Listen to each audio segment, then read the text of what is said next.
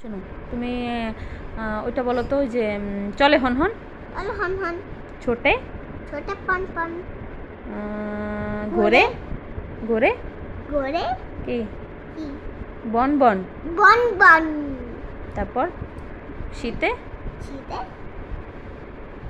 খন খন বায়ু বায়ু কারণ শীতে শীত লাগে বায়ু আর হাত এরকম ধরতে হয় আর খাতা দেওয়ার প্রয়োজন হয় আর খাতা শীতে উড়ে যায়। আচ্ছা শোনো আমরা সূরা না পড়লে কি হবে বলো তো?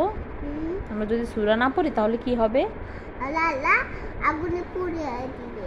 তারপর আমরা যখন সূরা পড়ে গায়ে ফু দিব তখন কি হবে? তখন আল্লাহ আমাদের সূরা শুনবে। তারপর ওরা ভূতদেরকে কি করবে সেটা বলো। ভূতদেরকে শাস্তি দিবে আর আর ভূত আমাদেরকে আর ধরতে পারবে না। আর আগুনের ভিতর ফেলে দিবে, ওদের মুখ পুড়িয়ে যাবে, ওদের কান পুড়িয়ে যাবে, ওদের হাত পুড়িয়ে যাবে,